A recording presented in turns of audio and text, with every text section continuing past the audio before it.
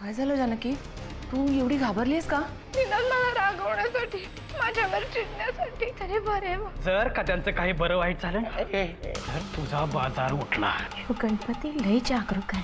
मनात नुसतं आणायचे खोटे, लगेच मागणं पुरं होतंय बघ. दादाचं लवकरात लवकर मृत्यूपत्र बनवून टाक. परशु शेट, सुपारी कोणाची? असं धरून चाला, एखादा किल्लेदारात उडवायचंय. It's okay. काही काळजीचं कारण नाही. अति टेन्शनमुळे त्यांचं ब्लड प्रेशर थोडंसं वाढलंय. त्यांना स्ट्रिक्टली आरामाची गरज आहे, नाहीतर आणखीन कॉम्प्लिकेशन्स वाढतील आणि त्यांच्या हार्टवर परिणाम होऊ शकतो.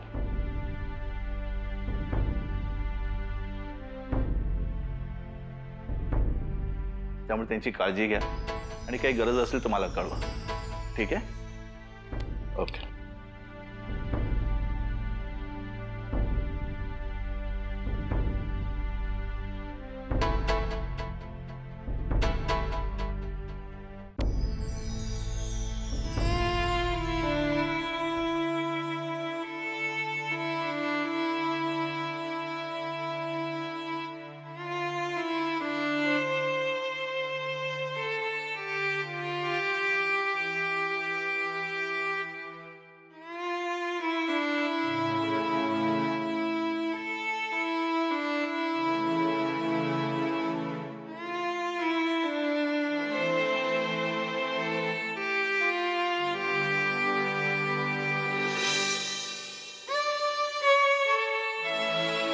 रडू नकोस.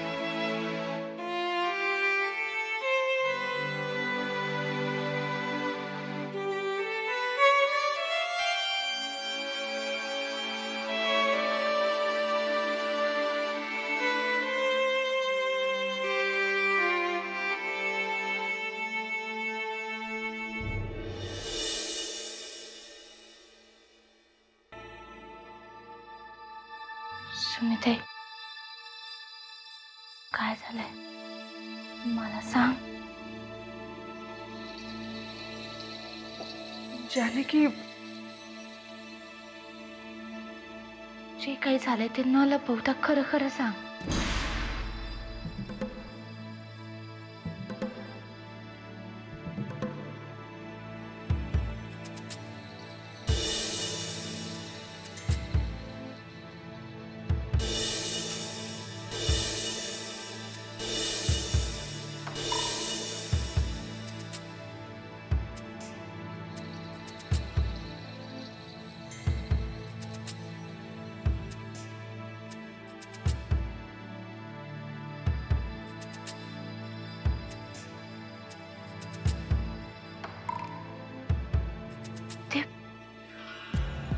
ते बाहेरची सगळी लोक हे लवकर बरे व्हावेत म्हणून प्रार्थना करतायत आणि आणि आपल्या घरचीच माणसं यांच्यानंतर कोण यावरून वाद घालतायत. पण कोणालाच प्रश्न पडण्याचं काही कारण नाहीये, कारण हे बरे होणार आहेत. हे बरे होणार आहेत आणि लवकर घरी येणार आहेत, माझी खात्री आहे. मी त्यांना परत आणेन.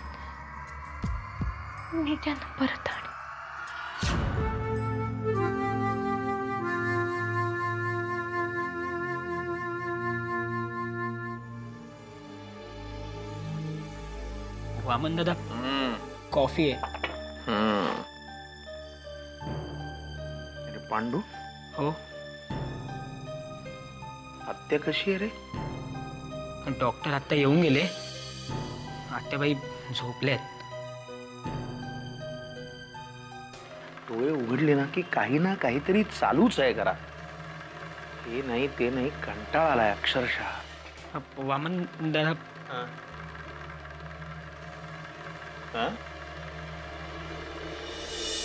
तुझा स्वतःचा वेळ वाया घालवू नकोस.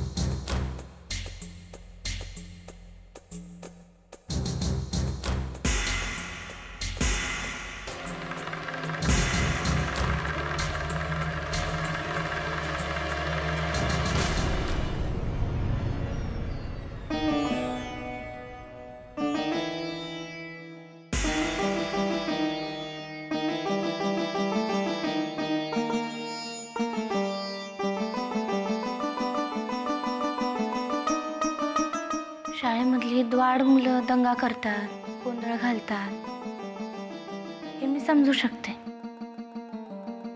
पण जेव्हा पहिल्या बाकड्यावर बसणारा मुलगा दंगा करायला लागतो ना, तेव्हा शिकवायचं कोणासाठी हा प्रश्न सगळ्यांना पडतो, एवढं लक्षात ठेवा.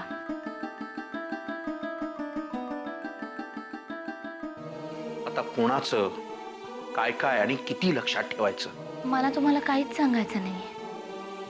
इतर लोक सध्या जे काही वागतायत ना, ते मी समजू शकते. पण तुम्ही असं का वागताय मला मला खरंच कळत नाहीये. समजणारही नाही, कुणालाच समजणार नाही. बरोबर आहे, कारण कोणीच तुमच्या इतकं हुशार नाही. मी तर नाहीच. पण आपल्या घराची पडझड होत असताना कंबर कसून उभं राहायचं का नशेमध्ये स्वतःला झोकून द्यायचं आणि हे सगळं नजरेआड करायचं, हे ज्याचं त्याने ठरवायचं. हे असे टोमणे मारून बोलण्यापेक्षा सरळ सांग ना, मी एक नालायक माणूस आहे. नाही, जेव्हा ती वेळ माझ्यावर येईल ना, तेव्हा घरातले देव पाण्यात बुडवून ठेवेन मी. जानकी, माझ्यासाठी त्या देवांना वेठीला नको धरूस. मग काय करू मी? जेव्हा मी पोरकी होण्याच्या वाटेवरती होते, तेव्हा तुम्हीच मला सांभाळलत ना, मुलीसारखं मानलं, आपलंसं केलं. आणि आज जेव्हा परत माझ्यावरती वेळ आलीये, तेव्हा माझा बाप कुठे? तो माझ्याजवळ नाहीये, माझ्या पाठीशी नाहीये. मग अशा परिस्थितीमध्ये देव पाण्यात बुडवून ठेवू नको मी तर दुसरं काय करू? येते मी.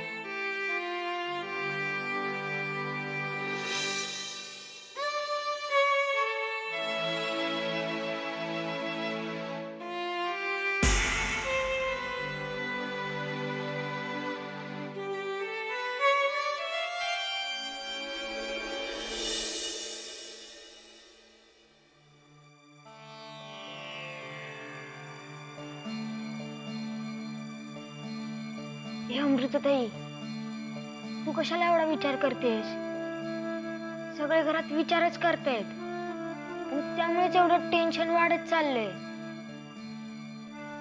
मला तर काही कळतच नाहीये.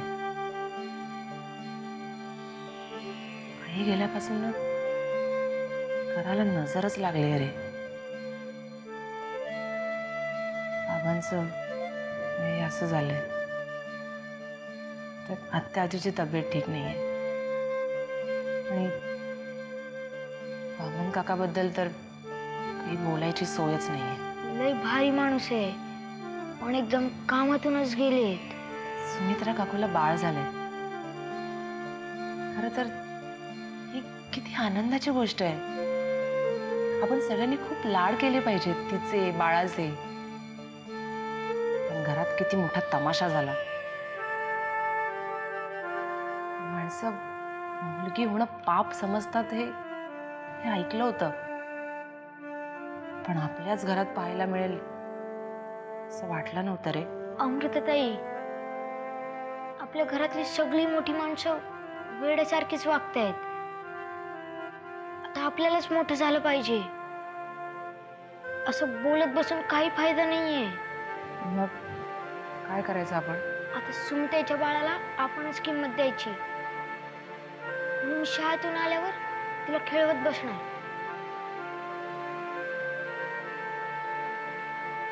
गण्या, खरंच खूप शहाणा झालायस तू.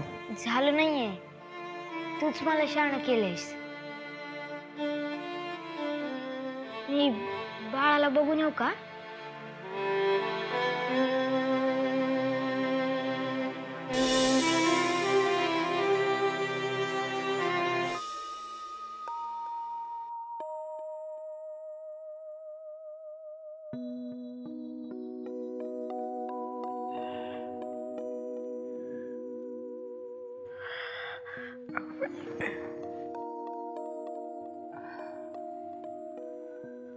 अगं नरसिंहा, ते ठीक आहेत आता. तुम्ही नका काळजी करू, पण आत्याबाई तुम्ही अचानक असं जानकी, या घराचे वासेच फिरलेत बघ. नरसिंह तिथे जीवन मरणाशी झगडतोय आणि आपल्या घरातली गिधाड आपल्यातच कालवा करतायत. तुम्ही नका काळजी करू, सगळं ठीक होईल. अगं अगं, तुझ्या माझ्या म्हणण्याने जर धोका टळला असता तर मी दिवसभर हेच नसते का म्हणत बसले. नरसिंहाला आता सगळ्यांच्या आशीर्वादाची गरज आहे आणि इथे नरसिंहाचं कधी वाईट होत आहे याच्याकडेच नजर लावून बसलेत घरातली काही माणसं. मी म्हंटल ना, तुम्ही नका काळजी करू, मी आहे ना. अगं, तू आहेस म्हणून तर काळजी वाटतेय. ही आपल्या घरातली गिधाडं गिळून टाकतील तुला. मला सगळेजण अडाणी म्हणत असतील, गावरान म्हणत असतील. बाकीच्यांपेक्षा कमी शिकलीये मी, शाळेत नाही गेलीये, पण माझी शाळा भरायची निसर्गामध्ये. आणि आपल्या शिवाराची राखण कशी करायची मला चांगलं माहितीये. जेव्हा पीक जोमाने वाढतं ना, तेव्हा कुठलं गवत ठेवायचं, कुठलं गवत उपटायचं, ते माझ्या आई वडिलांनी मला चांगलं शिकवलं. तुम्ही नका काळजी करू. अगं पण पोरी, ही कीड नाहीये. मी म्हंटल ना तुला, ही गिधाड आहेत, गिधाड. माणूस अर्धा मेला पडला की त्याच्यावर चोची मारणारी गिधाड आहेत, गिधाड. जी वाईट गिधाड माझ्या अस्तित्वावर घाला घालतील ना, त्यांचा इलाज कसा करायचा मला चांगलं माहिती. आणि माझं अस्तित्व माझं कुंकू आहे. तुझ्या कुंकुवाला जर कोणी धक्का लावला ना, तर मी कोणाला सोडणार नाही. जानकी, तू असं बोलायला लागलीस की खूप खूप धीर येतो ग. असं वाटतं माझी निवड नाही चुकली. माझे अनुभवी डोळे धोका नाही खाणार. आणि तुमच्या या विश्वासाला जपणं हेच माझ्यासाठी खूप महत्वाचं. तुम्ही काय, हे काय, या घरची बाकीची माणसं काय, सगळ्यांना सांभाळणं हे माझं कर्तव्य आहे.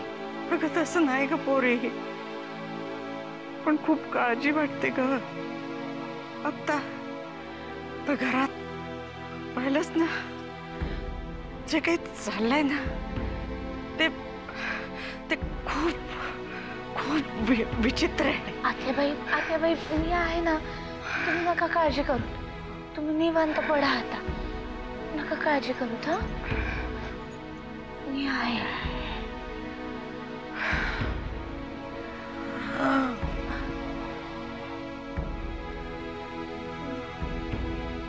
मी देवासमोर दिवा लावून येते.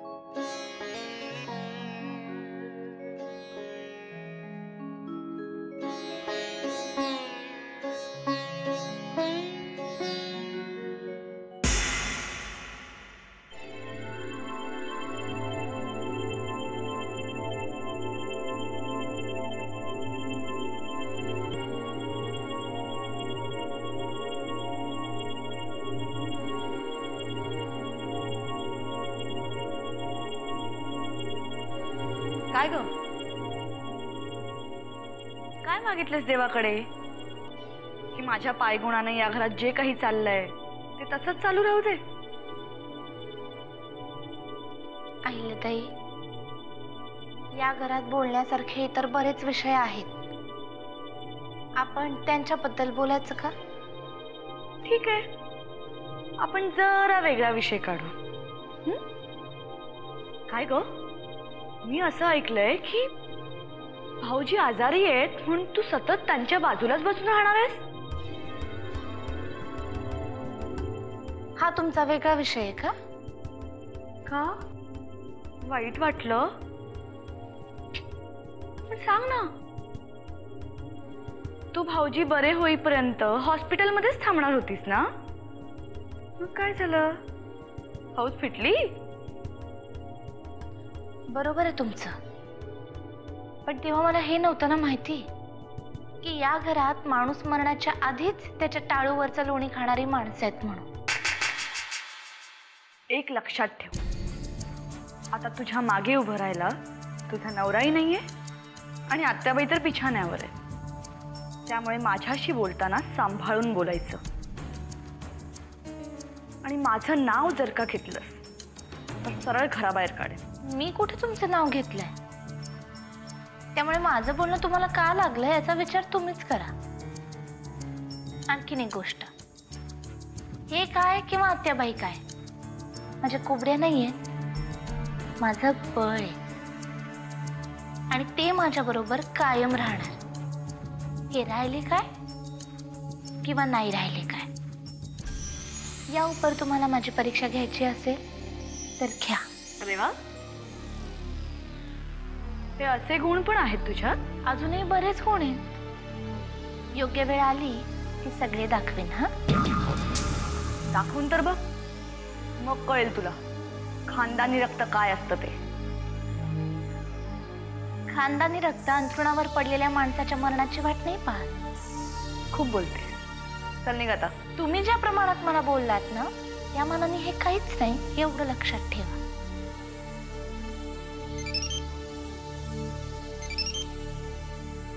जानकी, हा, अगं इथं डॉक्टर आलेत, त्यांना तुझ्याशी काहीतरी महत्वाचं बोलायचं आहे. हो का? आई मी येतेच तिकडे, तू काळजी नको करू, आलेच. बरं, ठेवते. हा हा,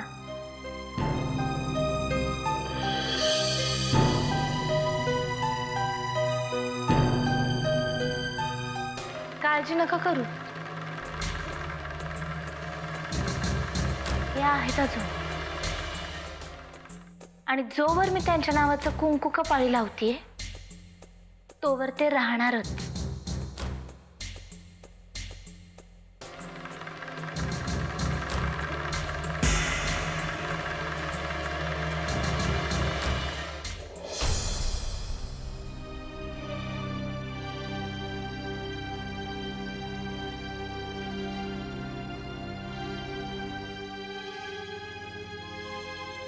कशा आहात आत्याबाई?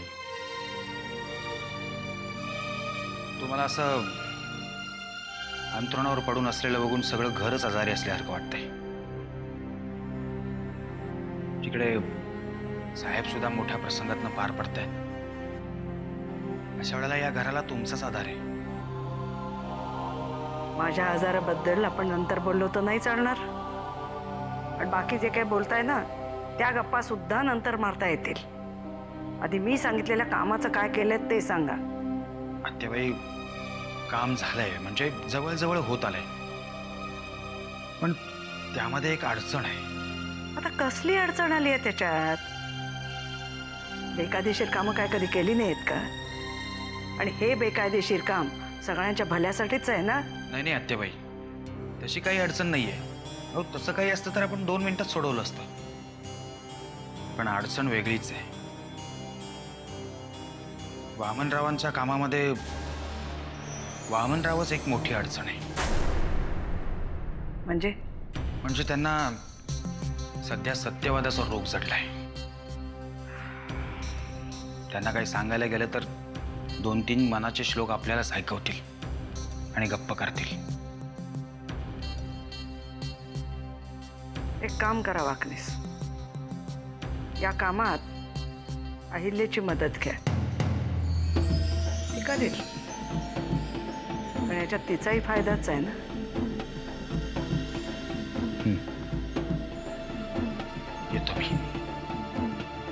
सांभाळा स्वतःला.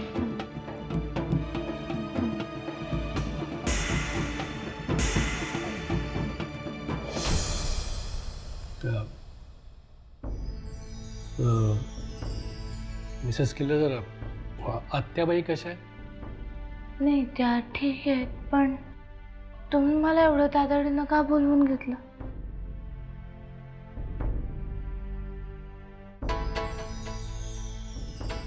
काय नाही, म्हणजे मला तुमच्याशी साहेबांबद्दलच बोलायचं होतं.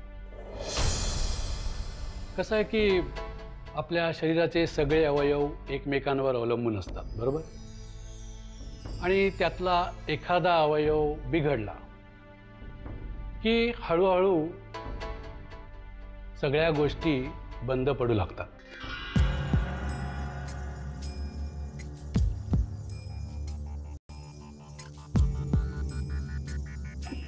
जे काही बोलायचं आहे ना ते स्पष्ट बोला.